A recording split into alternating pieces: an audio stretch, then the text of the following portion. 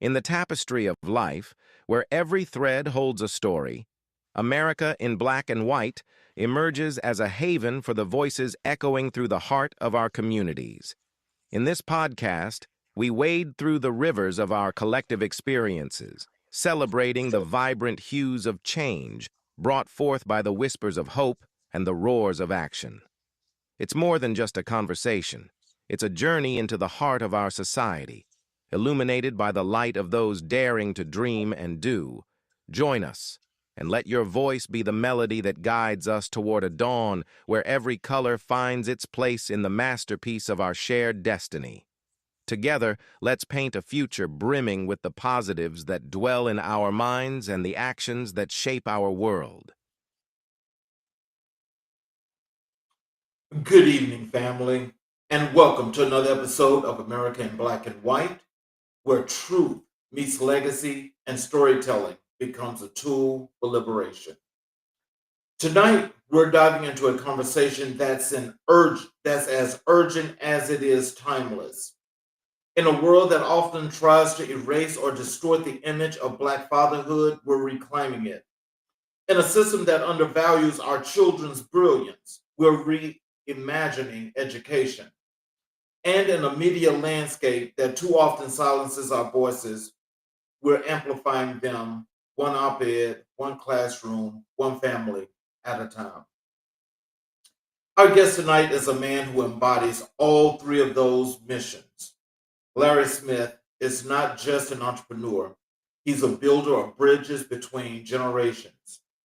He's the founder of Father and Family, an organization that doesn't just support Black fathers, it restores them. He's an educator who sees classroom as a battleground for justice, and he's a writer whose world challenges power and uplift truth.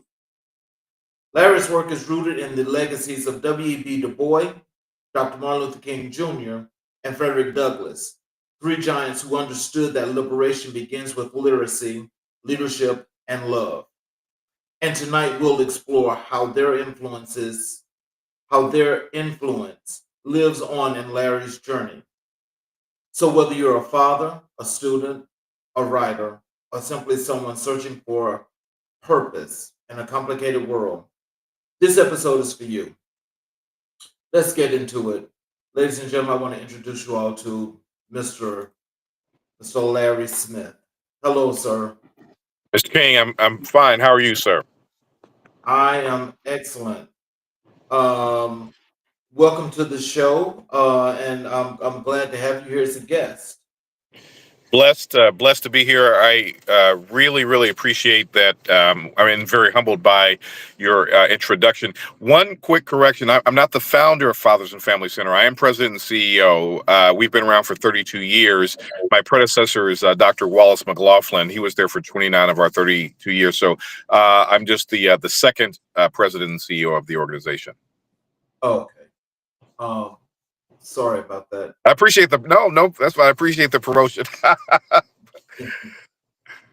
So let's jump into the fatherhood and family restoration, which is part of the work that you're doing. Can you tell us what inspired you to work with father and family? Well, most importantly, I think in that is I was a father at the age of 16, right? And so my parents were divorced when I was very young, maybe 4 or 5. My father was not involved in my life.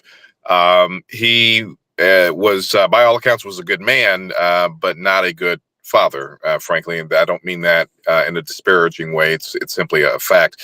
The Chinese have a proverb that says, "I have no friends, I have no enemies, I only have teachers." And my father taught me how to be a good father. I mean, to be candid, simply by doing the opposite of what he did to be present in the lives of my children. So when I had the opportunity to assume this role, I thought, okay, well, here's an opportunity to really give back to Black maleness, primarily Black. We accept all fathers. I do want to be clear about that. But primarily, we've served probably 95, 96% African Americans. And so this is the role that is most personal to me. And I've had a lot of great roles, but this one is very personal to me. Mhm. So, how do you define restorative fatherhood in today's context? That's a great question. We are best known for our Strong Fathers program. It's 3 weeks long, 90 hours of instruction, and we focus on what we call the 4 Ps of fatherhood. We want to help these men to become a better person, a better parent, a better partner, a better provider. That first one, a better person, we focus on a module that we call going from maleness to manhood, as that term begins to evolve. And then when we talk about being a better parent, the vast majority of the men we serve, like me, grew up in a home in which their father was not present. Doesn't necessarily mean that they aren't good fathers themselves. It simply means that they didn't have a full-time role model, at least, sort of in the home. And then when we talk about partner, most of the men who we serve were either never married or divorced. And so we talk about the importance of co-parenting, especially if you're no longer involved romantically with your children's mother or mothers. So we go through. That's a short answer to a very long process that we have. So, how do you guys go through the process of actually finding these young men that you guys work with? It's primarily by referral. I mean, we advertise on radio stations, on TV station, actually a couple of TV stations. We have billboards and so on. We do outreach, but primarily it's via word of mouth. As I said, we're 32 years old, and we've served approximately 25,000 fathers in that period. So we've built up a pretty good reputation. Mhm. What are the biggest misconceptions about Black fathers you aim to dismantle? That's easy. People conflate. So people talk about a lot about 75% of African American children are born out of wedlock, and so they conflate that with these men not being involved in the lives of their children. The fact is, according to the CDC and others who've conducted research, African American fathers are actually the most involved as compared to white fathers and Hispanic fathers, and so it is not a good thing that we have such high percentage of our children born out of wedlock. But at the end of the day, just because you're not in the home doesn't necessarily mean that you're not in those children's lives. Mm. Wow. So stigma then actually plays a major part in how people see the Black father, which is definitely the worst part of the misconception. Mhm. So when they see that misconception, then primarily, I just want to ask this because when you guys are working with these guys, and knowing that that stigma is there, how do you guys help them to overcome that? To be a whole lot clearer and precise as to who this individual is. Yeah, the vast majority of the men we serve come to us with some kind of trauma. They're black men in America, again, primarily, not exclusively, but primarily. So they already have trauma simply by being a black man in America. So we get into a lot about their emotional state, their mental state. We want to help them to build up their self esteem. Roughly half the men we serve are returning citizens. They were incarcerated recently or at some point in the past, and we address that holistically. When these men come out of jail or prison, every not everyone, but a lot of people say, "Hey, get them a job, get them a job," and that's important. But it's necessary, but it's not sufficient. We address the whole person, and so if you have mental or emotional challenges, we address those along with the socioeconomic ones. So, how does your organization support fathers, when they're like coming from incarceration and they're coming back into society? So, is that like a longer process that you guys have to use in order to work with these guys to bring them back?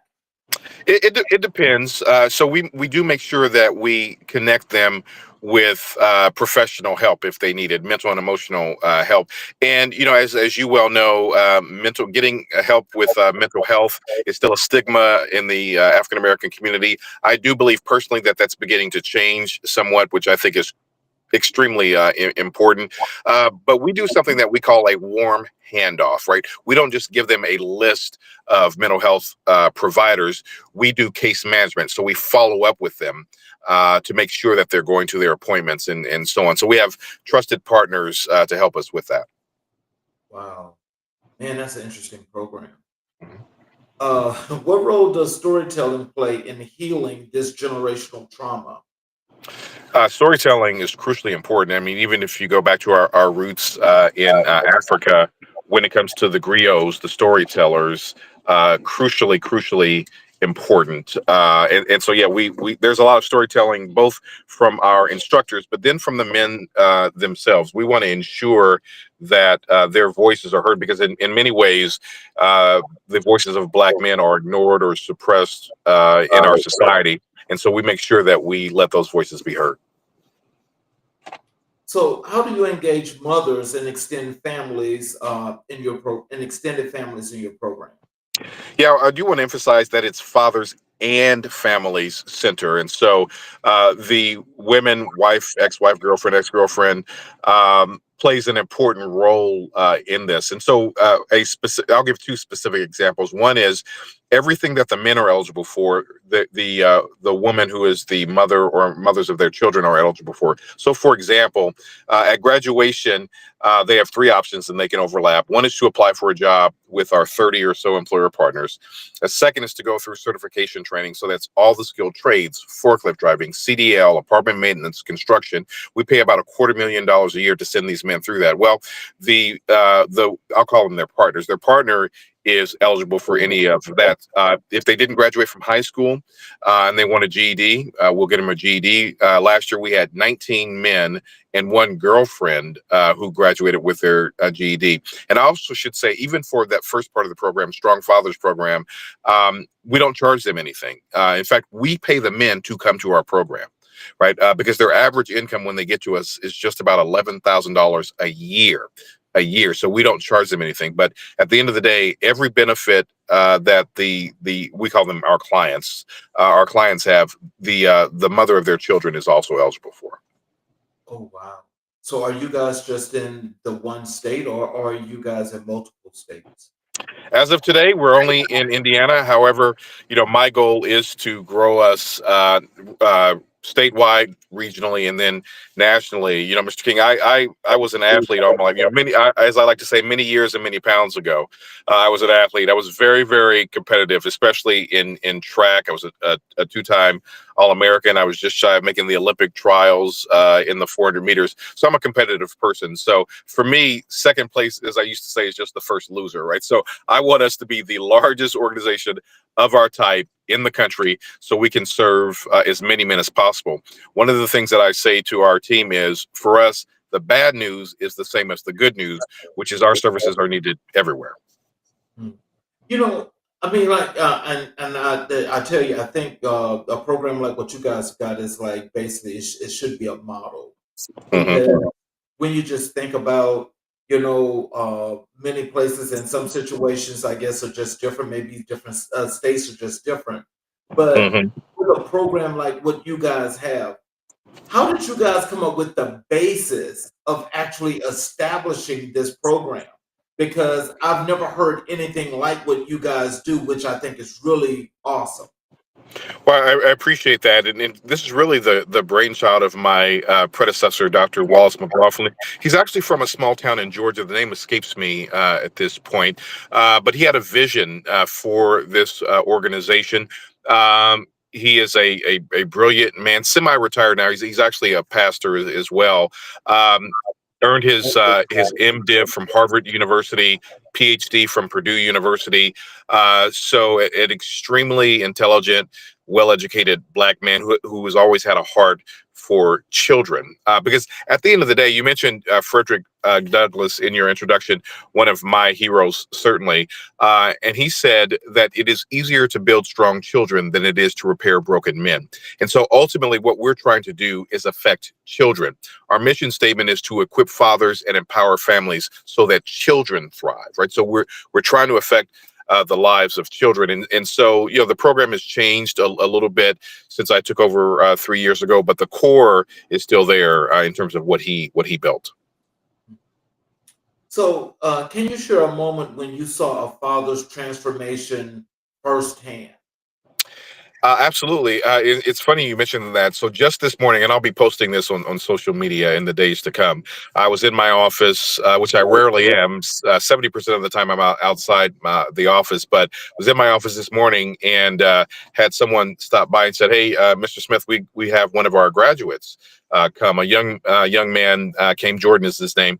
And so I went downstairs. So I mentioned training, right? We'll pay for training. So in this case, we paid for his CDL training. Well, he showed up and he went through our class in February. He comes back. Jordan is probably, God, he may not even be 30 years old. Go outside. He's got his own semi. His income went from 40,000 to $85,000. He's been to 38 states in that short period of time, and he just waxed eloquently about how our program really helped him as a young father. As I said, to going from maleness to manhood. We need to understand that just because, and excuse me, but just because you're born with a penis, that does not make you a man, right? What makes you a man is what you do to serve your community, to serve your family, to serve God. And those are principles that we emphasize in our program. Oh, wow. So, what policy changes would most benefit Black fathers today? Are you talking about federal government policy or? Well, I think it will probably work in conjunction between, federal, state, down to local, city government, down to you guys. Well, first and foremost, I I try not to be too political, but at the end of the day, we have to have politicians who are actually interested in elevating the people of this nation as opposed to themselves. And so, what as a lot of people, I mean, this doesn't come from me, as a lot of people have said, as Black America goes, the rest of America goes, right? So, if our economic policies are not what they should be, if we don't have our educational policies that we should have, and so on. It's just not going to work out well for us. We know this empirically, we know this experientially, and so we just need to have sane, competent, compassionate politicians who say our job is to serve the people, not to serve ourselves. So, how do you measure success within father and family? At the end of the day, and what this is what, in fact, what I said to the young man I referred to earlier, Jordan. Their success is our success, right? So if we have huge numbers of men come through the program and we raise millions of dollars and we get all the recognition in the world, but we're not actually helping these men to transform their lives, then what we're doing is in vain. And so for me and for our organization, it is those success stories like the one I just shared a few minutes ago. So, what advice would you give young fathers who feel overwhelmed? Yeah, so I'm glad you mentioned that. So I mentioned that I was a father at 16. As it turns out, we accept fathers as young as 16, right? So 16 to 116. We may have some Abrahams out there. I don't know, but we accept fathers across the spectrum. For young fathers, and I'll be very candid here, we have difficulty attracting fathers. We'll call them 16 to 25 or so, because at the end of the day, I mean, I think part of it, frankly, is that literally, as you know, their brains aren't fully formed, so they don't know that they need us yet. The average age of the men who come to us is around 35. These are men who basically have said, I've tried my way for 10, 15, 20 years. My way isn't working so well, so let me try your way, right? So, if there is one thing that I would change, it would be our ability to attract young men in their teens and early 20s to really help them understand that the decisions that they make today are going to affect them down the road. Wow. Now, I gotta say this. What we just covered here at this point. This is not just fatherhood. I gotta say that is legacy in motion. And so I think that the most important part about that is when you're talking about restoring families. And Hmm. so, as we talk about restoring families and we're talking about restoring futures, um, I want to shift to another pillar here, which is education. Hmm. So can you tell us, how did your journey as an educator begin? So I've always had a strong interest in education myself. I'm a first generation college student, and I've just always had a thirst for knowledge, not only acquiring it for myself and not just for the sake of acquiring it, but how could I apply it in my life and in the lives of others. So I've had stints in academia. I've taught. Business 101 in intro to business. I've taught how to manage a nonprofit at the master's degree level. And so I've taught Sunday school for years. I teach Sunday school and Bible study, right? So for me, I just have this great love of knowledge. And so one of the things that I like to say is that because I'm an etymology geek, right? So the word education literally means to lead out. And so education is one important vehicle for leading us out of the situations that we have found ourselves in, many times through no fault of our own. Mm. So, what's missing from traditional curricula when it comes to Black history and identity? Yeah, that Black history is American history. Black history is world history, and so I mean, I hate to even call it Black history. It's just history, right? So at the end of the day, not only for Black students, but whites, Hispanics, Asians. They need to know our contributions not only to this society but to this world. I've been to the African American History Museum in D.C., which right now is still open. You never know about tomorrow. But I've been there 3 times and still have not made it through the entire list of exhibits because I want to stop and read every single exhibit that they have in that wonderful structure. And so, yeah, it's crucial to understand that this isn't just African American history. This is American history. Mhm. Wow. Um, how do you incorporate cultural relevance into your teaching methods? Well, so one way we do it is that we begin with what we call the circle, right? That goes back to whether you're talking about African roots or frankly, when you're talking about gang activity today, when men stand in that circle, right? So, and in many cases, when we're talking about the latter, the gang act, they don't even know where that comes from. That comes directly from our African roots, and so that circle is a time where men can be vulnerable, that they can share their any trauma that's gone on in their lives, and so that is a very poignant and powerful um, uh, item that we a vehicle that we use to educate our men and to form bonds. So, with these guys being reentry, and I don't know, like if time really matters or how that works. But Mhm. with reentry, how do you guys determine like competency levels when you first start working with these individuals? Yeah, so I should be clear that not all of them are returning citizens. About half the men we work with are returning citizens. We also, by the way, we go to the penal institutions, to about 4 penal institutions. We work with men who are fewer than 90 days from being released. We help them to reintegrate back into society, into the workforce, and into their families. But knowing that so many of them have that background, that's where we focus on, as I said earlier, self-esteem, right?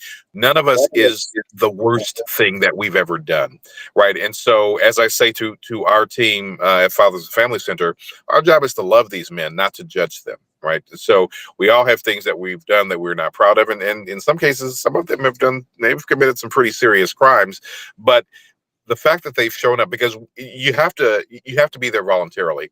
If you are sent there by, say, a parole officer, we're going to send them back to them, right? Because they're not going to get anything out of the program if it's not voluntary. So these are men who said, I need to make a change in my life, and that's half the battle right there. Oh, wow. So, what's one lesson every Black student should learn from graduating? When they graduate, they should learn that and it may sound a little bit cliche, but once they graduate from our program, it really is the start of the rest of their lives. That they can get a job, or what we would call a job or career with a family sustaining wage, right? So not just a job. We have this philosophy we call ABC: a job, a better job, a career, right? So to let them know that they can go out and be the provider, because that's the fourth P, the provider that they can be for themselves, but also for their families, right? No matter what they've done, they can overcome that obstacle. So, how do you mentor young men to see education as liberation? Yeah, I use myself as an example, frankly. So, I meet the men during the first week. We let them get, it's through 3 week program, Strong Fathers is. So let them get acclimated for 3 or 4 days. And then I come in and talk about, my story, right? Again, my parents were divorced when I was 3 or 4 years old. My father was not involved in my life. I grew up in the hood in Indianapolis. I'm a father at 16, but I became a first generation college student, right? And I went to one of these, so-called elite private schools, both as an undergraduate and then in business school. And so started my career in corporate America, spent 11 years, was very, very successful there, but walked away, had a crisis of conscience and walked away from all of that. And, high six-figure salaries, stock options, profit sharing, and when they invariably they'll ask, well, why in the world would you do that? Well, one is because God said so, but second, I was confident that I had the education that I could go and do whatever I wanted to do, and so I always emphasize it is crucially important to obtain as much education as possible. So, with the mentorship, I mean, do you pick these guys that you mentor like firsthand, or do you just have a group that you mentor at one No, time? anyone who shows up, right? We do not cherry pick. If you show up at our door, we're going to help you. What challenges do Black boys face in the classroom that are often overlooked? Oh my God. Yeah, the fact that so many people have a negative view of young Black men. They're a thug, they're this, they're that. They're not intelligent. They're more prone to violence. They're more prone to, sexual violence, all of those things. And unbeknownst to many of these young men and boys, they're not even aware of how those negative stereotypes affect them. They're disproportionately placed in remedial classes. They're disproportionately labeled as troubled students, and on and on and on and on. And those are just societal challenges. Systemic racism is real. And even if you want to talk about subconscious or unconscious bias, even though increasingly that's becoming illegal even to talk about in our nation, sadly. But it is just because you don't want to talk about it, or just because you're trying to get rid of it via policy or even laws, doesn't make the challenge go away. So it really is incumbent upon us who know what's going on. As we used to say when I was growing up, each one teach one. And so I have 3 kids now. My oldest, who I mentioned, is 38 now. Is just celebrated 11 years of marriage with her husband, 5-year-old son, 4-year-old daughter who can do no wrong in my eyes. But when she was growing up, and now I also have a 20-year-old who's at Howard, and an 18-year-old who's at NYU. I inculcated with them those principles with them. So my oldest and my middle ones are daughters. My youngest one, my baby, although he would hate me saying that, is my son, and they grew up with those principles. Hmm. So, if you had to reach out to, like, let's say what they call these underserving schools, Hmm. and you want to keep these kids from actually going into that prisoner pipeline situation, Hmm. what would you tell them, or what could you do to help them to prevent them from getting into that situation? Yeah, that's a hard one, because it's so individualized. But at the end of the day, work your hardest to learn your hardest, because there are a lot of things that they can take from us, but our education is one that they cannot. And I want to be clear here. Education is, certainly in a formal sense, is important. Where you go to school, but also that what we call being an autodidact, teaching oneself, right? So you have the lessons in the classroom, but go to museums, right? I tell my kids that there are these ancient buildings called libraries that have these artifacts called books, right? Go to the library. And it really is incumbent upon, parents to ensure that the education of our children, first of all, we should be their first teachers, but their education does not in the classroom. So putting them in an environment where they can learn as much as they possibly can, and nurturing that, encouraging that, right, is crucially important. How do you train educators to be more responsive to Black students' needs?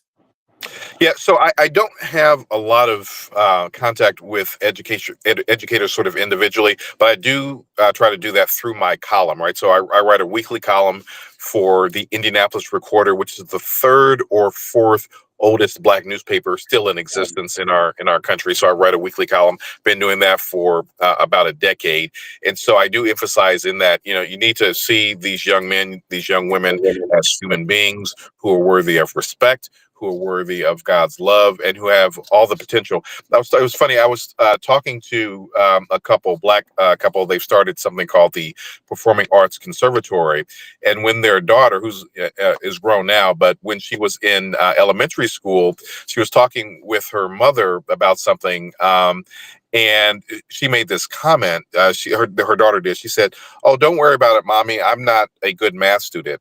Or I'm not sufficient in math or something like that. And this is a little girl, and they thought, well, that's really an odd statement coming from our daughter. Who, so yeah, how would you even know? But well, it turns out her teacher had said that to her, right? You're just not a good math student.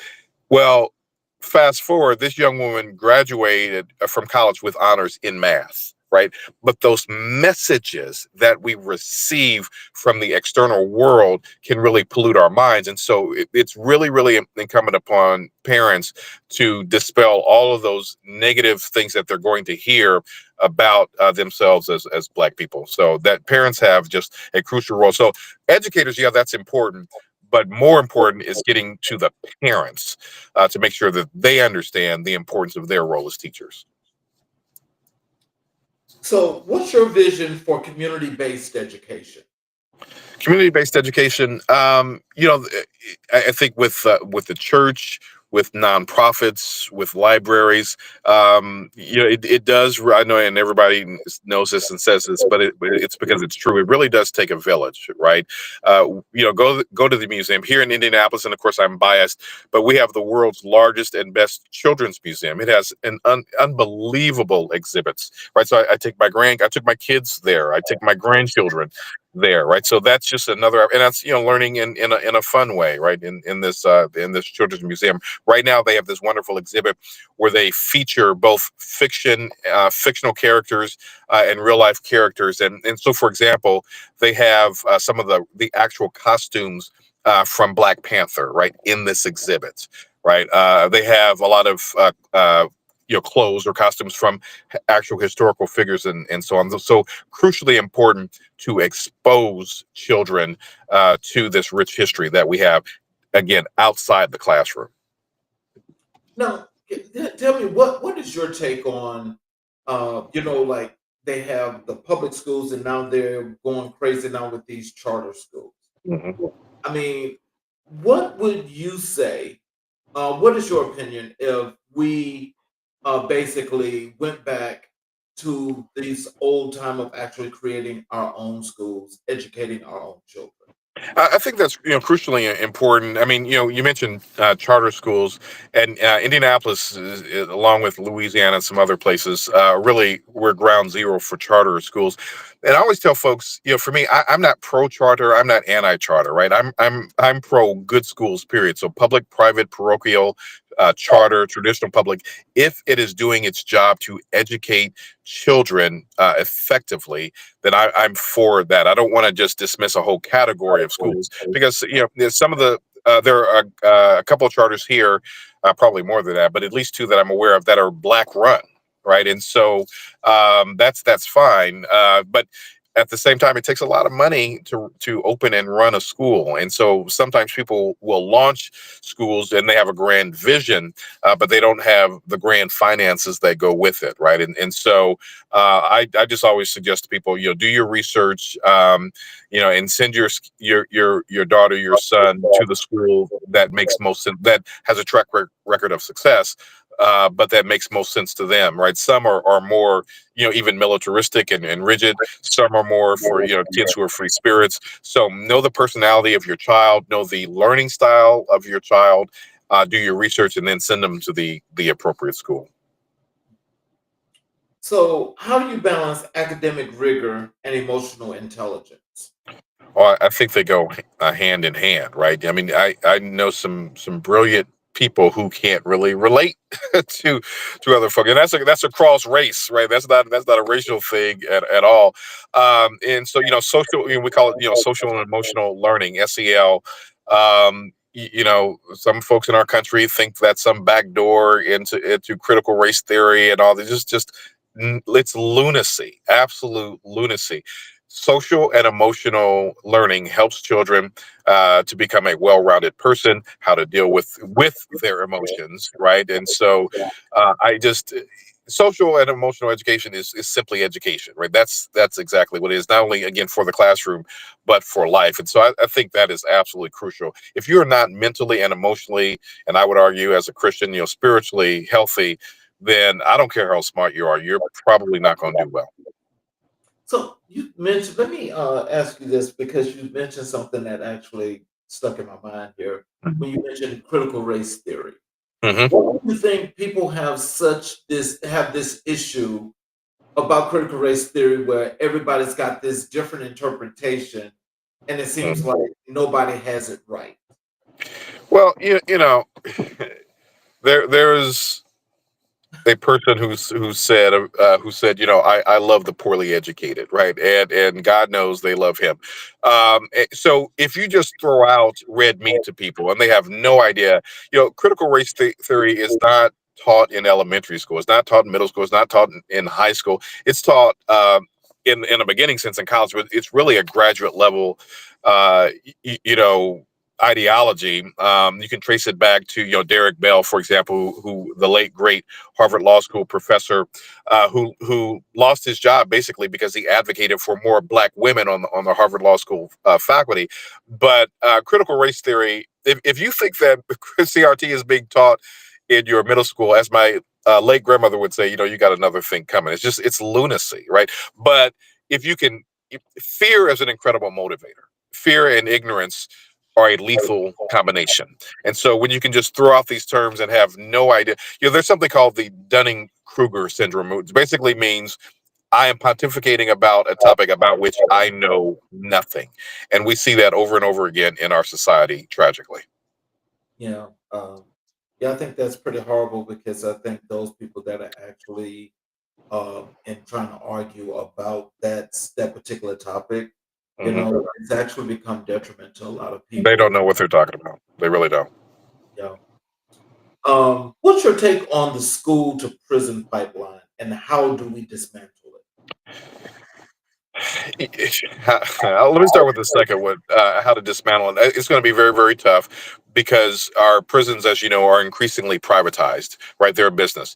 And if you are a business, you have to have customers, right? So there is a financial incentive to keep the school to prison pipeline going. And President Obama and President Biden tried to dismantle some of that. I mean, at the end of the day, we got to have prisons, right? I am not anti prison, right? But there's a reason that they used to be called reformatories. They were designed to reform, or penitentiaries. You do your penitence and then you're released. That's not what they are. They are places that house people who are making money for the prison industrial industry, the complex. For the first part, right, is just doing our best to keep our kids out of the system to begin with, right? And that, is in many cases a lot easier said than done. We know that we are hunted. In the words of the late great Tupac Shakur, we ain't meant to survive because it's a setup, right? So we have to be aware of that. and address it head on, right? So get your children in school, get them in church, get them in community-based programs to keep them as far away from that system as you possibly can.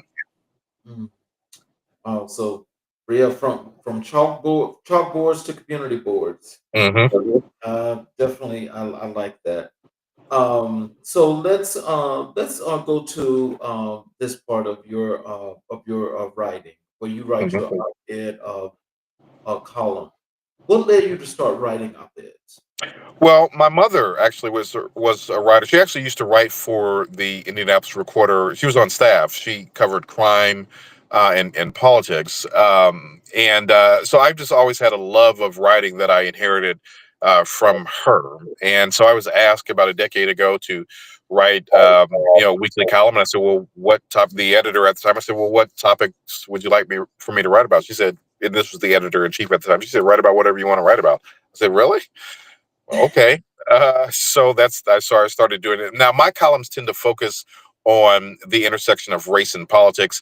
It didn't start out that way, but in 2016, the election really kind of changed that, and then kind of in the aftermath of that. So I have very, very, very wide ranging interests: music, movies, and everything. But I tend to focus on that intersection between race and politics.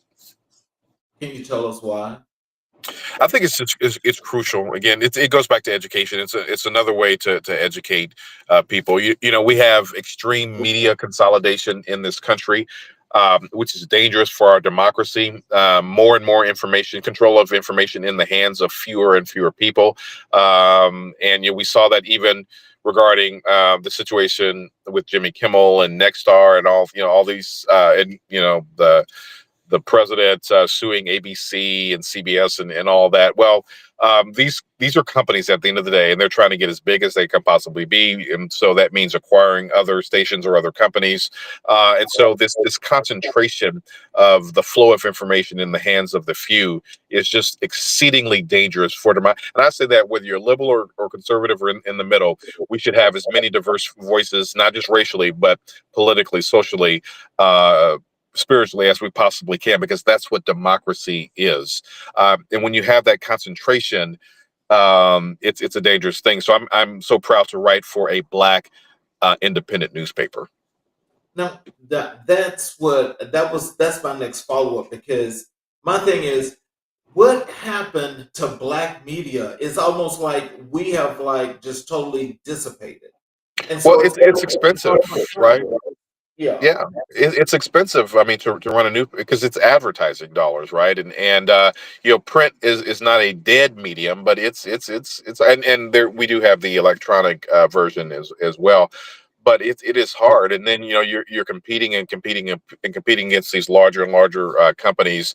I'm even if you look at some of the major papers, there are only a handful, maybe five, who can survive on subscription alone. New York Times, for example, they can survive on subscriptions alone. Now they don't want to do that; they still have advertising and all that, but you have to be a huge paper to survive that way. So there's that competition, and so it's hard. It's very, very hard. So how do you choose the issues to write about? You know, I don't mean to be flippant, but I think they choose me, right? So there's so much that happens in a week. So I'll give an example. A couple of weeks ago, I wrote about Charlie Kirk, right? He was someone with whom I was familiar, certainly not a fan of, but when he was murdered, that presented an opportunity, right? And as I said in my column, um, political violence should have no place in our society. Full stop, right? Charlie Kirk should be here, loving on his wife and kids, right? Full stop. That doesn't mean that I will mourn for him. I do not mourn for Charlie Kirk, right? He was poisonous. He and again, I am a Christian. In my view, Charlie Kirk was a Christian nationalist. He was not a Christian, and so it was an opportunity to talk about what he meant, and not just to slam him and all that. That wasn't the point of the column. In fact, one of the things I said in the column was we need to be less concerned about the words that were in his mouth and be more concerned about the things that are being done in his name, right? So if we talk about freedom of speech, right? And that's coming from people who are trying to abrogate, trying to limit, trying to cut off our freedom of speech in this country. But they keep talking about how he was a free speech advocate. So this blatant hypocrisy that we have is insane. But that happened, and so I had the opportunity to talk about that.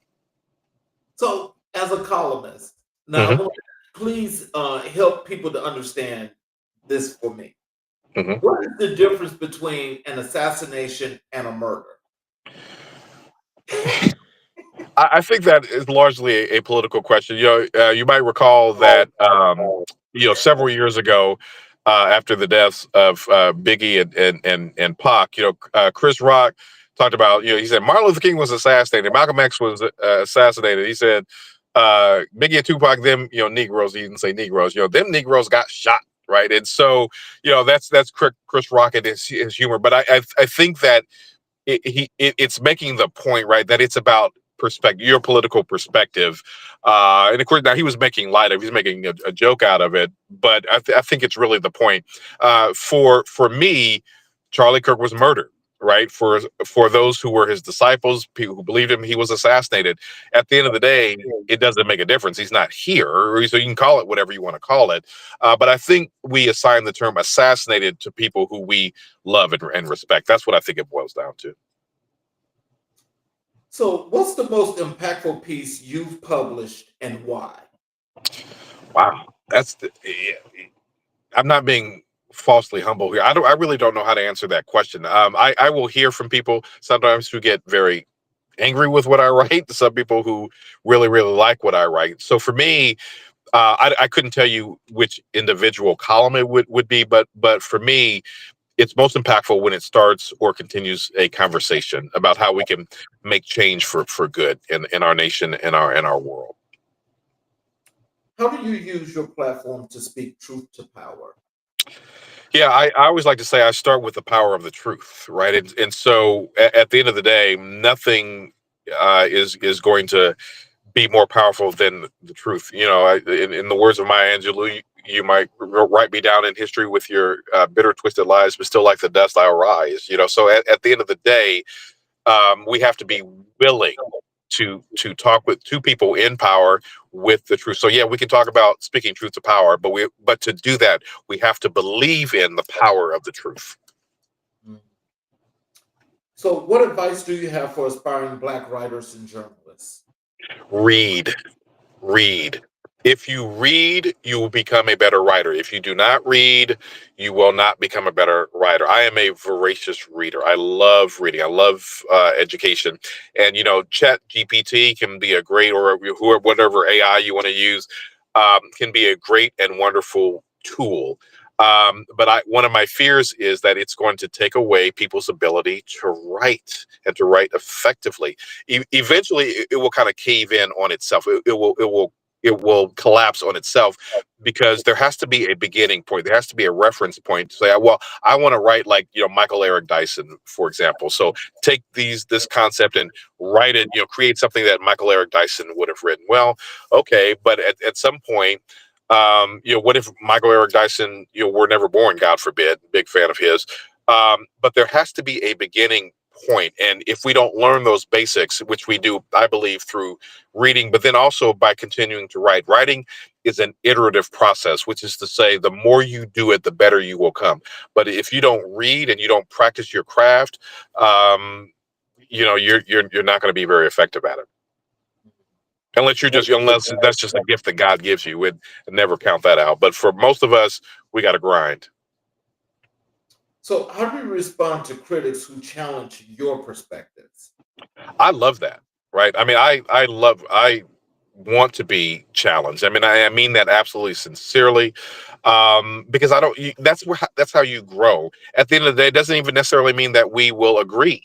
Right. Now, I'm gonna walk away with my same opinion. You walk away with yours. But I have grown because I've seen another perspective. Right. And so, I really, really, in fact, I prefer to be challenged as opposed to be congratulated all the time. I want to be challenged because that's how people grow. And my boo does that all the time. If she's listening, she loves to challenge me. I'm like, baby, chill out. But that's how you grow, right? If you're challenged, Yeah. What's the role of media in shaping public perception of Black families? it has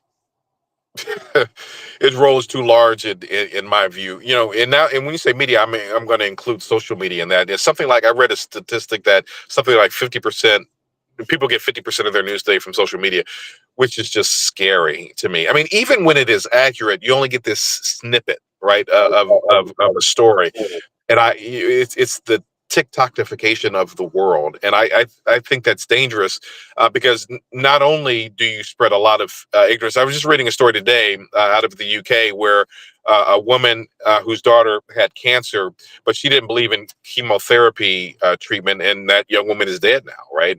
Sadly, this is not young woman, girl, she's dead because her mom, had been influenced by, it's just bizarre to be that you think that your cousin and some dude you don't know on Facebook knows more than doctors do, whether it's COVID or whatever. It is just bizarre to me. And so media, in particular, social media, um, just perpetuates that. I think there's a danger there that we need to recognize.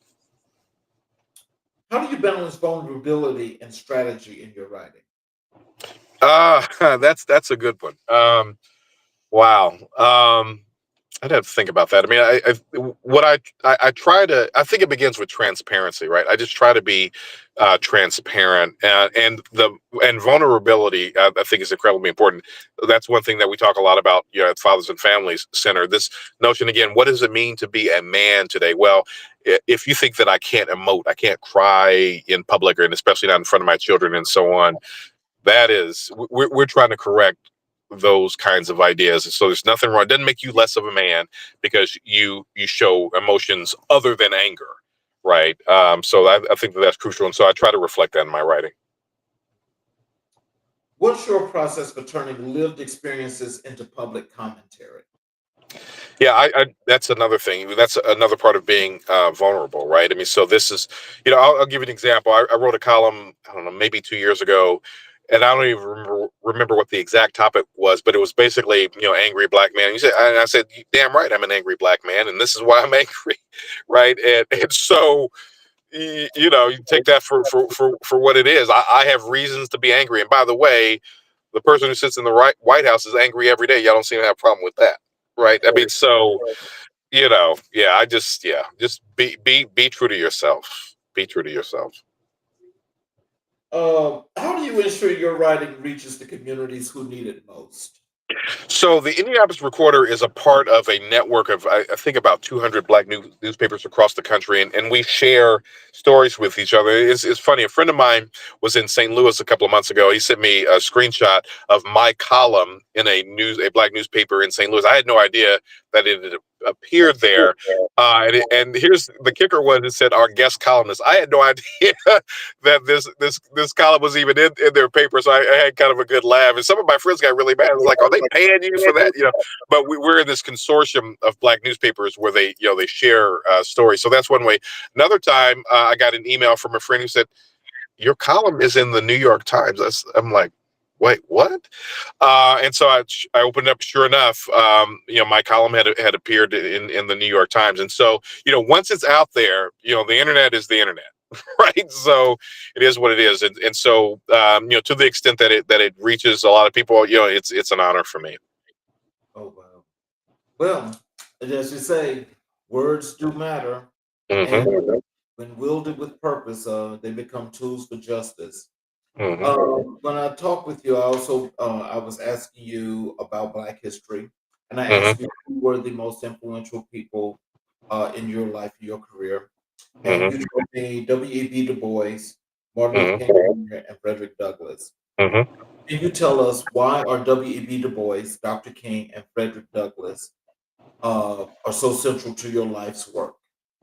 Yeah, well, let's start with the oldest one. So, yeah, Frederick Douglass. People don't know that. I mean, this man wrote three biographies. His life was so rich, so full. Not only was he an abolitionist, he was a champion of women's rights. Right, in a time when black folk didn't have rights. Right, he wanted women to be able to vote and all that. So I just look at his life. The fact that he made himself coming out of slavery. Baltimore's finest. Right, he made himself into an icon who is still influencing us today. W.E.B. Du Bois, right, first black man to earn a PhD from Harvard, a brilliant scholar. They call him, the father of black sociology. Nothing wrong with that, but really he's the father of sociology. Period. Right. So sometimes when black people say stuff, it's out of a sense of pride, but sometimes it's the other way. It's like, well, it's a limiting thing. Well, he's the father of black sociology. No, Du Bois was a literal genius, right? And then I had the pleasure, the honor of going to his home in Ghana. Some people know that at the end of his life, near the end of his life, he had a self-imposed exile in Ghana because he was just tired of dealing with racism in this country. He dies on the eve of the '63 March on Washington and so on. So just a giant, just a giant. And then, of course, Dr. King, in my opinion, the greatest person that this country has ever produced. In fact, I wrote a column when I was talking about Charlie Kirk. On social media, I made a preface, and I said, in my opinion, Dr. King is the greatest person this country's ever produced. And it doesn't matter to me if I'm the only person who admires him. I mean, these people were so offended that people got mad at Charlie Kirk for what he said. In fact, the title of that column was Charlie Kirk, nuance and context. Well, you're taking what he says out of context. No, I'm not. He said what he said. And I said that I have enough respect for Charlie Kirk to believe him when he said what he said. And so for Dr. King, it's like he just had such an outsized influence, was not a millionaire, never ran a company, was not a military leader, was not a politician, and yet he transformed not only this country but the world. And so, how can you not respect and admire that? Even with his flaws, because people, and I hate to keep because it just really ticked me off when I saw this. They kept wanting to compare, Mr. Kirk to Dr. King. It's like, no, not even. I mean, not the same. They both believe in Jesus, right? That was really about it. That's about all they had in common, as far as I'm concerned. And then even in the column, I said, I'm not, and I mean this with all due respect. Sometimes I really do wonder: do black folk and white folks even believe in the same Jesus, right? Because of what I call Christian nationalist, what they espouse and what they preach has no resemblance to the Evangelion, the gospel of Jesus Christ, as far as I'm concerned. So when and so my point is there. Just because and we all have flaws, just because a person has flaws doesn't mean that we hide them, right? Michael Eric Dyson years ago said that saints are tough role models, right? So if you're perfect, it's hard to be a role model, right? And so he had his flaws, but for me, that doesn't diminish his greatness. What lessons from Du Bois' double consciousness resonate with you today? Oh man, what he talks about in Souls of Black Folk, where this double conscious in one, these two warring factions in one dark body whose dogged strength alone keeps it from being torn asunder, right? So when we talk about this notion of being an American and a Negro, that still exists today, this double consciousness. And I just that never gets old, right? It's 122 years old, but it never gets old. Reading that, Souls of Black Folk or Black Reconstruction, and on and on and on. And so this man was such a visionary. He was so far ahead of his time. His frustration, his disappointment, his anger, his righteousness, his righteous indignation about what was going on in this country and in this world is just an inspiration to me. And so for me, I look at our ancestors and I go, yeah, we're going through some craziness, some insanity right now, but if they could survive what they did in their time, then it is our duty, our responsibility to keep striving in our time. How does King's vision of beloved community inform your advocacy? Well, I look, man wrote 5 books. The last one was going from chaos to community, whether we were going to have chaos or community.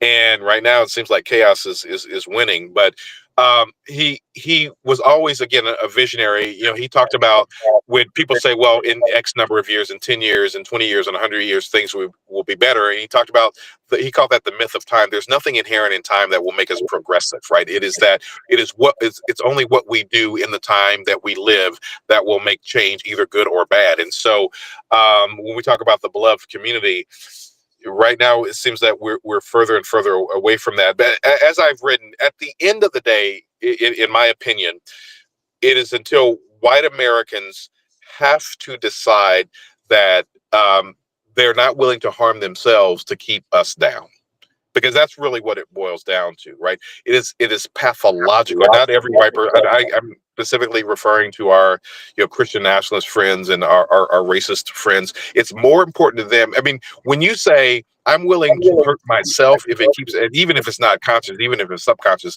I'm willing to hurt myself to keep something from black folk. That is a pathology, and so we have to just as the senior saints used to say, just keep on keeping on. I'll tell you that's another show because when you what you just mentioned before, Mhm. I'm actually trying to find a way of actually having that talk on the Mhm. open because I know that for some people, there's for some people that's kind of like a truth that Yeah, they really do not want to hear. right, Because the right. truth is the truth, don't care how you look at it. And I say everybody have their own truth, but the truth is what we know it is to be. Yep, And yep, so what's inevitable is inevitable. yep. Um, what aspects of Douglas's journey as a self-taught man inspire your educational work? Well, let me just So with him again, if you can imagine teaching yourself to read, and yeah, he had a little bit of help and all that, but in effect, he taught himself to read, right? And which is almost inconceivable to me. But that's why I said when we look to our ancestors, look to those who came before us, the obstacles that they had to overcome are just unbelievable, right? So there's no excuse, and this is what I tell folks. There's no excuse today, right? We have everything in the world open to the internet, right, is open to us. And again, there's some very negative aspects of that, but there's something called Khan Academy, KHAN, right? Khan Academy. It is a free resource. It'll teach you everything from your ABCs to calculus to foreign languages. Sal Khan is the founder of that. It's a free education for the world. And you go at your own pace, right? That's what I'm saying. It's outside the classroom, right? So the Khan Academy, KHAN, get on that and learn literally almost any topic from nuclear physics to foreign languages to whatever. I do say I have to say I've got another commitment now at 7 o'clock. So if it's okay, I do need to run. But really appreciate this opportunity and would love to come back anytime. Okay. Alrighty. Uh, Thank you. I appreciate your time, and we'll catch up with you another time. All right, thank you so much. Really appreciate it. All right.